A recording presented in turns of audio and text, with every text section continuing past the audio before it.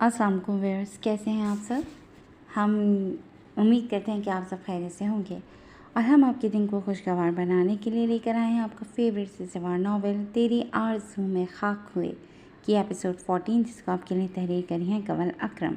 तो चलते हैं आज की एपिसोड की तरफ। 1 घंटे बाद शान से उन्हें बुलाने आई थी कि खाना लग चुका है। वो दोनों इतनी जल्दी वक्त गुजरने पर हैरान होती उसी के साथ नीचे चली आई थी।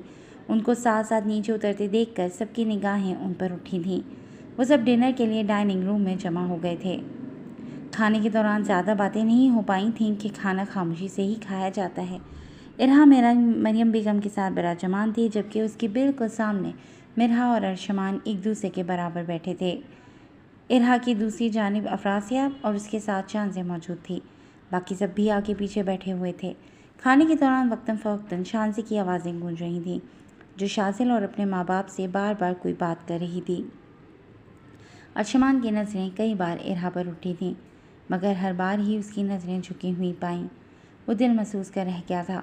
उसकी शराबी भूरी आँखों से उसे इश्क था, जिनकी एक झलक वो देख कर जाना चाहता था, मगर अभी तक उसने अरशमान से नज़रें नहीं मिलाई थीं। खाने के बाद वो सब वापस लाउंज में आन मौजूद हुए थे। वो लोग वापस जाना चाह रहे थे कि रात के साए फैलने लगे थे। रज़िया बेगम ने फौजिया खातून से मशवरा करके शानज़ी को साथ ले जाना चाहा था, मगर शानज़ी ये कहकर इनकार कर गई थी कि वो जल्द ही उनके पास ठहरने आएगी। उसके इस फैसले से अफरासियाब खुश हुआ था, मगर बोला कुछ नहीं। सबसे मिलकर वो बाहर की जानिब बढ़ने लगे। जब अरशमान सोफे पर बैठा पानी पीने लगा था, फौजिया खातून की घूरी पर इरहा बाहर नहीं गई थी, जबकि बाकी सब बाहर चले गए थे। अब लाउंज में अरशमान और इरहा ही बाकी बचे थे। इससे पहले कि इरहा सीढ़ियों की तरफ बढ़ती, अरशमान ने उसे पुकारा था। रिया। उसकी पुकार पर वो रुकी और उसकी तरफ पलटी। अरशमान की बेचैन निगाहों ने उसके चेहरे का तवाफ किया था। इरहा की आंखों में उसे जाने क्यों अजीब सी कशिश महसूस होती थी, यूं जैसे वो कशिश उसे अपनी तरफ खींच रही हो। गुलाब आँखें, शराब आँखें, यही तो हैं लाजवाब आँखें। इन्हीं में उल्फत, इन्हीं में नफ़रत। सवाल आँखें, अज़ाब आँखें। कभी नज़र में पला की शोख़ी, कभी सरापाए हिजाब आँखें। कभी छुपाती हैं राज दिल के, कभी हैं दिल की किताब आँखें। किसी ने देखी तो झील जैसी, किसी ने पाई शराब आँखें। वो आई तो लोग मुझसे बोले, हुजूर आँखें, जनाब आँखें। अजब था ये गुफ्तगू का आलम, सवाल कोई जवाब आँखें। ये मस्त मस्त बेमिसाल आँखें, नशे से हर दम निढाल आँखें। उठें तो होशो हवास छीनें, गिरें तो कर दें कमाल आँखें। कोई है इनके कराह का तालिब, किसी का शौक़े विसाल आँखें। ना यूँ जलें ना यूँ सताएं, करें तो कुछ ये ख़याल आँखें। हैं जीने का एक बहाना यारों, ये रूह परवर जमाल आँखें। दराज पलकें विसाल आँखें, मुसव्वरी का कमाल आँखें। शराब रब ने हराम कर दी, मगर क्यों रखी हलाल आँखें। हज़ारों इनसे कत्ल हुए हैं, खुदा के बंदे संभाल आँखें। उसकी तरफ देखता वो बेसाख्ता बोल उठा था। इर्द गिर्द से बेनियाज उसकी निगाहें बस इरहा को देखे जा रही थीं, जबकि आँखें वो तो इरहा की आँखों में गड़ कर रह गई थीं, जिन्हें उसके चेहरे से हटाना अरशमान भूल गया था। और इरहा, वो तो उसके लहजे की शिद्दत, आंखों से टपकती दीवानगी और गंभीर बेचैन आवाज़ पर ही साकत रह गई थी। उसे उसकी दीवानगी से खौफ आया था। उसे आज एहसास हुआ था कि अरशमान उसकी मोहब्बत में बहुत आगे तक जा चुका था, कि शायद वापसी नामुमकिन थी। मिरहा आपका इंतज़ार कर रही होगी। इरहा ही पहले होश में आई थी और इतना कहते ही वो सीढ़ियाँ चढ़ गई थी। उसकी आवाज़ से अरशमान का दिमाग होश में आता उसे हकीकत का एहसास दिलाने लगा था।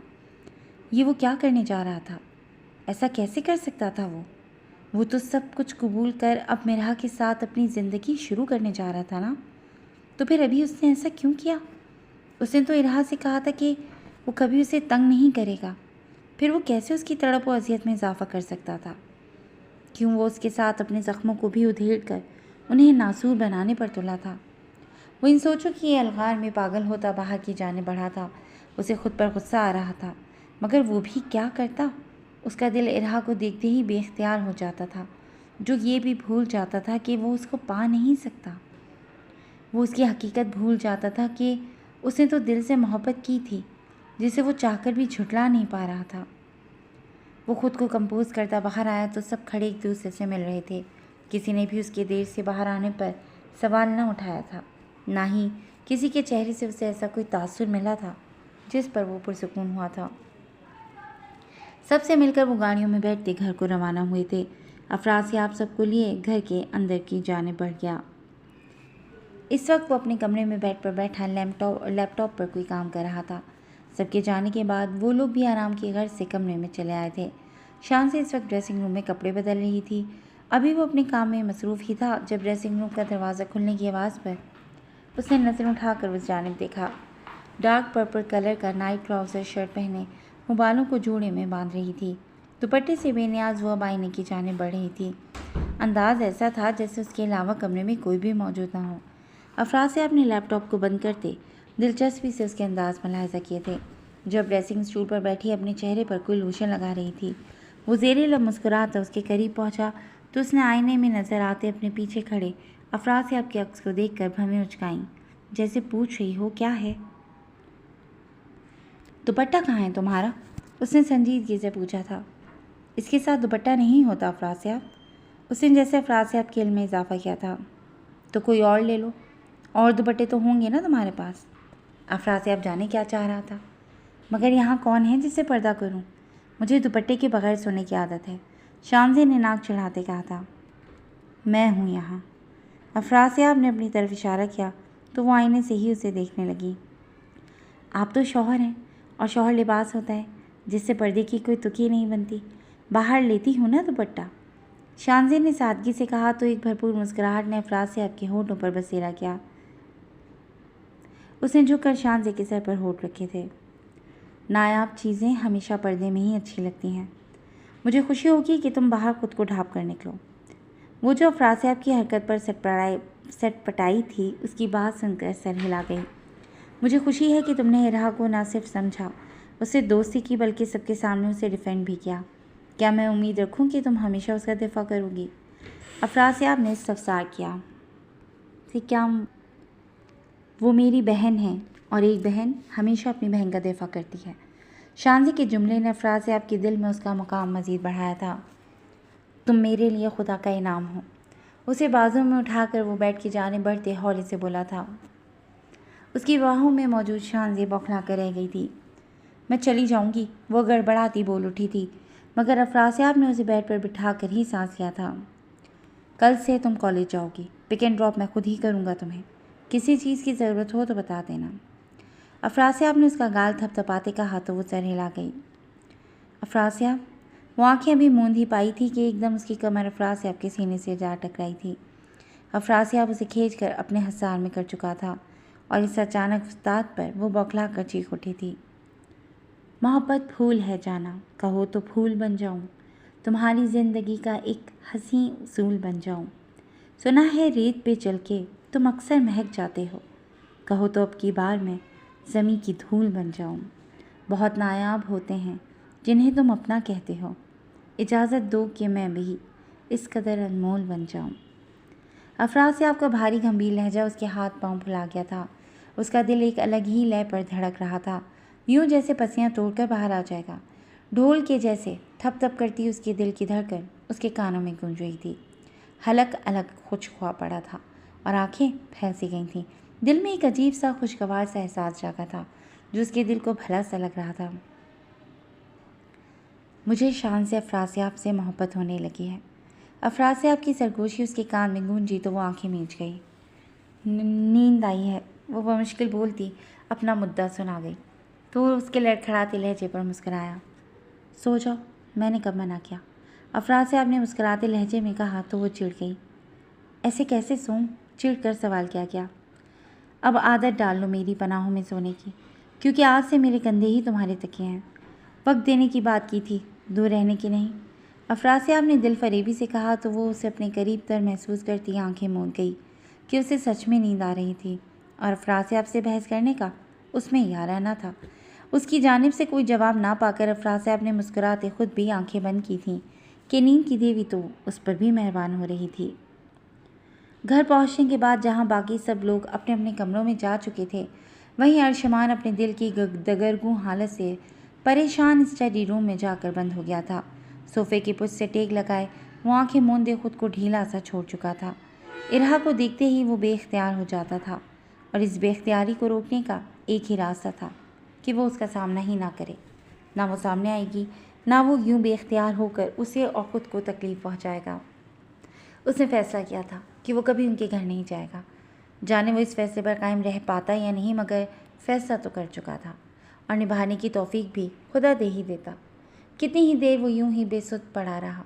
फिर जब आंखें खोली तो निगाह घड़ी पर पड़ी जो रात के 11 बजा रही थी। वो 8 बजे घर पहुंचे थे, तो मतलब वो पिछले 3 घंटे से यहाँ बैठा था। गर्दन की पुष्ट को सहलाकर उससे आंखों को मसला और स्टडी से बाहर निकलकर कदम अपने कमरे की जाने बढ़ाए। दरवाज़ा खोलकर वो अंदर दाखिल हुआ तो निगाहें बेड की जानिब उठी जहाँ वो नींद दराज सी गैर आरामदेह हालत में थी। वो ड्रेस चेंज कर चुकी थी और अब नाइट ड्रेस में मलबूस थी। वो शायद उसका इंतज़ार करते करते ही सो गई थी। बुझल कदमों से वो उसकी जानिब बढ़ा और उसके करीब जाकर बैठ गया। अपनी वजह से वो मिरहा को भी फरामोश कर गया था। जाने उसके दिल पर क्या बीती होगी। मिरहा कैसे बर्दाश्त करती होगी कि उसका शौहर किसी और की मोहब्बत के गुन गाता है। बिसाख्ता अर्शमान को खुद पर अफसोस हुआ था, जो खुद से अहद करके भी भूल रहा था कि वो मिरहा को खुश रखेगा। आप आ गए। अपने पास किसी को पाकर मिरहा की आंख खुली तो अर्शमान पर नज़र पड़ते ही सवाल किया, तुम सोई नहीं? सवाल के बदले सवाल हुआ तो वो मुस्कुराई। मुझे उस शख्स से इतनी मोहब्बत है कि जैसे सीप को बारिश की बूंदों से, कि जैसे चाँद को सूरज की किरणों से, कि जैसे तितलियों को फूल की रंगत लुभाती है, कि जैसे जुगनुओं को रात आंचल में सजाती है, कि जैसे मौज साहिल के लिए पल पल तरसती है, कि जैसे फूल की खुशबू हवा के दिल में बसती है, कि जैसे खुश्क सहरा अब्र को दिल से बुलाता है, कि जैसे भटका राही मंजिलों की ओर जाता है, कि जैसे रात की रानी को रातें शाद करती हैं, कि जैसे शबनमी बोसों को कलियां याद करती हैं, कि जैसे ख्वाब और आँखों का रिश्ता है अटल ऐसे, कि जैसे झील की बाहों में खिलता है कवल ऐसे, कि जितने लफ्ज़ लिखे हैं मोहब्बत की किताबों में, कि जितने रंग होते हैं बहारों में गुलाबों में, कि नीले आसमां पर जिस कदर रोशन सितारे हैं, कि जितने इस ज़मीं पर चाहतों के सितारे हैं, कि जैसे मौत के बिस्तर पर कुछ पल सांस की चाहत, कि जैसे लम्से ईसा से मिले बीमार को राहत, कि जैसे गम के मारों से हो गम ख्वार का रिश्ता, कि जैसे धूप के राही से साया दीवार का रिश्ता, कि जैसे बांसुरी की लय पे सांसें गीत बुनती हैं, कि जैसे विसल रुत में धड़कनें संगीत बुनती हैं, कि जैसे बुलबुलें फूलों की रुत में गुनगुनाती हैं, कि जैसे चौदहवीं के चांद को लहरें बुलाती हैं। सभी कुछ कह दिया, फिर भी है दिल में अनकही बाकी, रही इजहार के लफ्ज़ों की यूं ही तशनगी बाकी। मोहब्बत के समंदर के किनारे हो नहीं सकते, मेरे जज्बों के काबिल इस तारे हो नहीं सकते। हौले हौले बोलती वो यकटक अर्शमान को देख रही थी। उसके लफ्ज़ लफ्ज़ से अर्शमान के लिए मोहब्बत टपक रही थी। उसके लहजे की चाशनी, शिद्दत और मोहब्बत में डूबते अर्शमान ने उसकी थोड़ी को थामते वहाँ अपना लम्स छोड़ा था और फिर बेख्तियार होता वो मिरहा के वजूद को खुद में समेटता अपनी बेचैनियों को करार देने लगा था। मिरहा ने कोई मज़ाहमत ना की थी, बल्कि उसकी पेशरफ पर वो उसके हसार में सिमटती खुद को अर्शमान जिलानी को सौंप गई थी। वो फिर अपने कमरे से बाहर ना निकली थी। वो थी, उसकी सोचें थीं, उसकी तन्हाई और साथ में उसकी डायरी। वही डायरी जो आजकल उसके इस्तेमाल में थी। ऐसी कई डायरियाँ उसकी अलमारी में पड़ी थीं जिनमें क्या लिखा था कि अल्लाह और इरहा के अलावा कोई ना जानता था। वो आज अर्शमान के रवैये, उसकी आंखों से उमड़ती मोहब्बत और लहजे की शिद्दत से खौफज़दा हो गई थी। उसे समझ नहीं आ रहा था कि अर्शमान को एक ख्वाजा सिरा से इतनी मोहब्बत कैसे हो सकती है। कैसे वो उसकी हकीकत जानकर भी उससे नफ़रत नहीं कर पा रहा। ये सब सोचते वक्त वो भूल गई थी कि मोहब्बत ज़ात पात हस्ब नस्ब कुछ नहीं देखती, वो तो बस हो जाती है, जैसे अर्शमान को हो गई थी। और वो चाहकर भी उससे नफ़रत नहीं कर पा रहा था। वो डायरी पर अपने एहसासात उतार रही थी। हमारी नींद है पूरी ना ख्वाब पूरे हैं, अधूरे लोग हैं लेकिन अजाब पूरे हैं। कहाँ है, कैसे है, क्यों है, अगर मगर शायद तुम्हारे पास तो सारे जवाब पूरे हैं। तुम्हारे बाद हमें ये कभी लगा ही नहीं कि हम जहाँ हैं वहाँ 10 से आप पूरे हैं। ठीक ही तो कह रही थी वो। डायरी लिखते लिखते वो बोझल दिल से सर को टेबल पर टिका गई थी।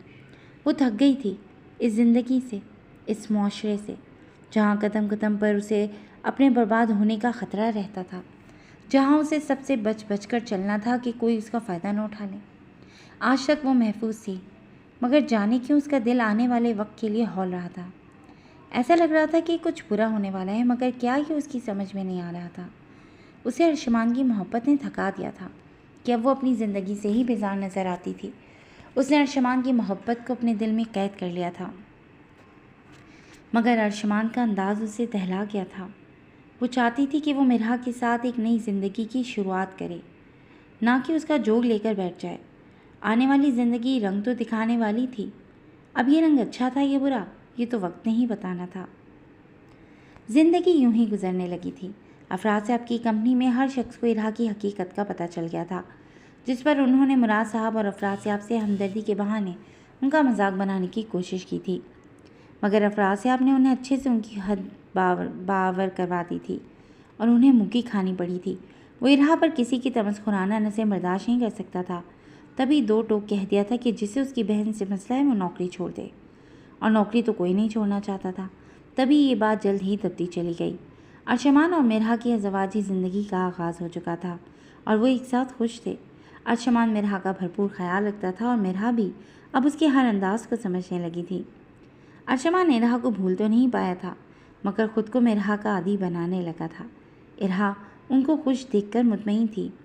दूसरी जानिब अफराज साहब और शानजे का रिश्ता अभी भी तकल्लुफ़ी की हर हद को पार नहीं कर पाया था, मगर अफराज साहब ने शानजे को अपनी ज़ात में इतना उलझा लिया था कि वो शानजे की ज़िंदगी का एक अहम तरीन हिस्सा बन गया था। मिरहा और इरहा की पढ़ाई जारी थी। अर्शमान ने मिरहा को पढ़ने से हरगिज़ नहीं रोका था। वो चाहता था कि मिरहा अपनी डिग्री पूरी कर ले। मिरहा सब घर वालों की लाडली बन गई थी, तभी उस पर कोई रोक टोक ना थी, जबकि इरहा की ज़िंदगी वैसी ही थी जैसे पहली। बस फ़र्क ये आया था कि मुराद साहब अब उसे कुछ ना कहते थे। वो सामने आ भी जाती तो नागवारी से ना देखते, बल्कि चुप रहते। उनके अंदर का ये बदलाव सबने ही महसूस किया था। शानजी की बदौलत इरहा अब खिलखिला कर हंसने लगी थी कि वह उसे चुप रहने ही ना देती थी। उसे खुश देखकर अफराज साहब और मरियम बेगम पुरसुकून और मुतमईन हो गए थे। लाइबा अब भी अबराज पाशा की कैद में थी। वो हर रोज़ उसकी रूह पर नए जख्म देता था जो अब नासूर बनने लगे थे। एक हफ्ता गुजर चुका था, मगर अबराज पाशा ने उसे आज़ाद नहीं किया था। अभी तक लाइबा को वो खुद इस्तेमाल कर रहा था, मगर लाइबा का हर पल खौफ में गुजरता था कि कहीं अगले ही पल वो अपने किसी शैतान दोस्त को साथ ना ले आए, क्योंकि हर बार उसे वो यही धमकी देता था कि अगर मज़ाहमत की तो वो उसे अपने दोस्तों के आगे डाल देगा। इस एक हफ्ते में वो लाइबा रही ही ना थी जो बन ठन कर रहती थी। ये तो कोई लाचार, बीमार, कमज़ोर सी लाइबा थी जिसकी आंखों के नीचे गहरे हल्के पड़ गए थे।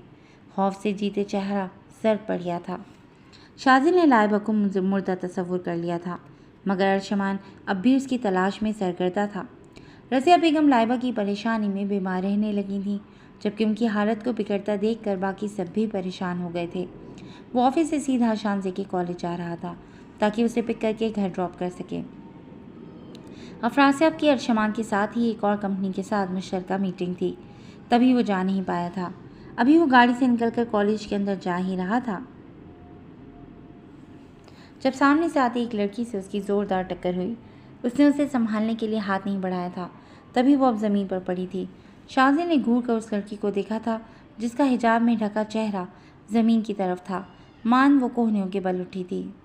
सॉरी, भीगी आवाज़ में कहती वो उठकर माजरत करती अपनी किताबें उठाने लगी जो नीचे गिरी थी। शाजी ने हैरानी से उसे देखा था। Sorry to. उसकी शराफत से सॉरी करने पर वो खुद भी माजरत करता नीचे झुककर उसकी किताबें उठाने में मदद करने लगा। आंखें दी हैं अल्लाह ने तो ध्यान से चलना। शाजी ने कहते कहते उसे देखा तो वहीं रुक गया।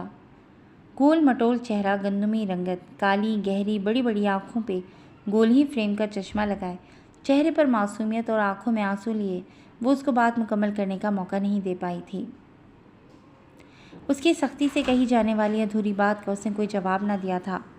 शुक्रिया। वो उसके हाथ से किताब लेकर उठने लगी। वो 17-18 साल की लड़की थी, मगर वो रो क्यों रही थी? ये सवाल शाजिल के दिमाग में गूंजने लगा। सुने, शाजिल उसे पुकारने से खुद को रोक ना पाया। जी। वो रुक कर उसकी तरफ पलटी।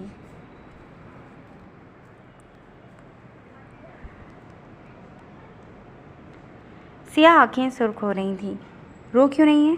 उसके सवाल पर उस लड़की ने उसकी तरफ देखा। आपका कंधा बहुत ज़ोर से लगा मेरी नाक पर, नम लहजे में कहती वो एक बार फिर रोती थी, जबकि उसकी वजह पर शाजिल का मुंह हैरत से खुला। उस लड़की की नाक वाकई सुर्ख हो रही थी। क्या वो इतनी नाजुक थी कि एक टक्कर से इतनी ही तकलीफ हुई उसे? आई एम रियली सॉरी, मैं ज़रा जल्दी में था, दिखाएं ज़्यादा तो नहीं लगी? उसने कहकर उस लड़की की नाक को छूना चाहा तो वो जल्दी से पीछे हटी। जाना है मुझे, बौखलाकर कहती वो जल्दी से पीछे को पलटी और सड़क के किनारे चलती चली गई। शाजिल ने गहरा सांस भरते अपने हाथ को देखा जो उसकी नाक को छूने से महरूम रह गया था। उसका चेहरा नज़रों के सामने घूमा तो वो मुस्कुराया। वानिया आपके साथ क्या कर रही थी भाई? अभी वो अंदर जाता कि अपने पीछे से उभरती शांजी की आवाज़ पर वो ठिठक कर पलटा। कौन वानिया? हैरत से सफसार किया। मेरी दोस्त जिससे आप बातें कर रहे थे। शांजी ने सड़क की तरफ देखते कहा, जहाँ अब वानिया का नामो निशान भी ना था। अच्छा, वो तुम्हारी दोस्त है? मुझसे टकरा गई थी तो सॉरी कर रहा था। शांजी की बात का जवाब देकर वो उसका हाथ थामता उसे लेकर गाड़ी की जाने बढ़ा। उसे अंदर बिठाया और फिर खुद ड्राइविंग सीट पर बैठकर गाड़ी अफराज से आपके घर की तरफ मोड़ ली। वैसे काफ़ी नाजुक सी है तुम्हारी दोस्त, एक टक्कर क्या लगी, नैर ना बहाने शुरू कर दिए?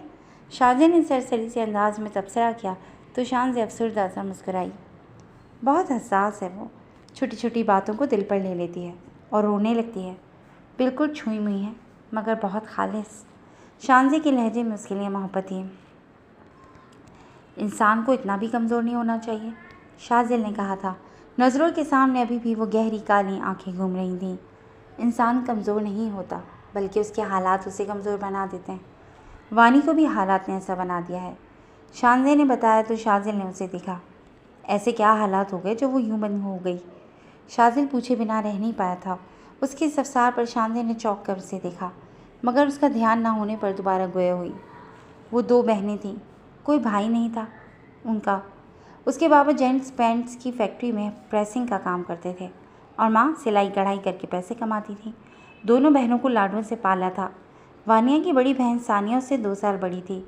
उसको बमुश्किल पैसे जमा करके उन्होंने यूनिवर्सिटी में एडमिशन दिलाया था कि पढ़ लिख कर अपना मुस्तकबिल बना लेगी। वो यहीं हमारे कॉलेज से इंटरमीडिएट करके गई थी, बहुत अच्छी थी। मगर जाने क्या हुआ था कि वो किसी लड़के के चक्कर में पड़ गई। एक दिन वो यूनिवर्सिटी तो गई मगर वापस नहीं आई। वानिया के बाबा ने बहुत ढूंढा मगर कहीं ना मिली। पुलिस में कंप्लेन करवाई तो उन्होंने कुछ दिन बाद ये कहकर केस बंद कर दिया कि लड़की खुद अपनी मर्ज़ी से भागी है। और सच भी यही था। मोहल्ले वालों ने वानिया लोगों का जीना हराम कर दिया। वानिया की मंगनी टूट गई जो कि उसके कज़न से ही हुई थी। उनका कहना था कि जब बड़ी ऐसी है तो छोटी उससे भी बुरी होगी। लोगों की बातों और तानों से तंग आकर वानिया के बाबा ने खुदकुशी कर ली। उनका तो और कोई सहारा भी नहीं था। वानिया की मामा ने उसे कॉलेज से उठवा लिया था कि कहीं ये भी सानिया की तरह भाग ना जाए। मगर फिर प्रिंसिपल ने बात की थी कि वानिया उनकी जिम्मेदारी है। तब से ही वानिया ऐसी हो गई है। अब तो बोलती भी बहुत कम है। उसकी मामा अपना सारा गुस्सा उसी पर उतारती हैं कि उनकी बेटी ने नहीं बेटा होता तो ये बदनामी ना झेलनी पड़ती। सानिया कभी लौट कर नहीं आई, जाने वो जिंदा भी है या नहीं। शांजी का लफ्ज़ सुनते शादी की शेयरिंग पर गिरफ्त मजबूत हुई थी। लाइबा ने भी तो उनको यही दिन दिखाया था, फिर वो कैसे ना उनका दुख समझता। जाने क्यों बेटियां अपने माँ बाप की मोहब्बत भूल कर 2 दिन की मोहब्बत के पीछे अपनी इज्जत तक दांव पर लगा देती हैं। वो ये तक नहीं सोचती कि जिन्होंने उन्हें इतने लाडो प्यार और शफकत से पाला है उनके बाद उनका क्या होगा। ये भी नहीं सोचती कि जिनके लिए वो अपना घर और माँ बाप छोड़ी हैं उनकी मोहब्बत वालिदैन की मोहब्बत का एक ज़र्रा भी नहीं। अपने माँ बाप की इज्जत पैरों तले रोनते वक्त उनके दिल में ज़रा सा भी ख्याल नहीं आता कि उनके जाने के बाद उनके घर वालों को कितनी बदनामी का सामना करना पड़ेगा।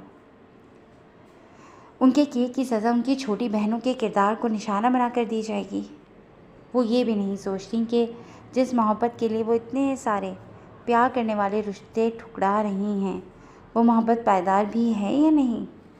अगर अपने माँ बाप की दहलीज फलांगने और उनकी इज्जत नीलाम करने से पहले वो एक बार इन सब बातों के मुतालिक सोच लें तो यकीनन कभी कोई बेटी ऐसा कदम ना उठाए। माँ बाप कभी अपनी औलाद के लिए बुरा नहीं सोचते। इस बात को उन्हें समझना चाहिए ताकि कभी किसी बाप का सर मौशे के सामने इस वजह से ना झुके कि उसकी बेटी उसके नाम पर धब्बा लगाकर किसी लड़की के साथ भाग गई। शानज़े की बात के बाद गाड़ी में खामोशी छा गई थी। दोनों के पास बात करने को कुछ ना था कि दोनों ही वानिया से हटकर अब लाइबा को सोच रहे थे, जो जाने किस हाल में थी।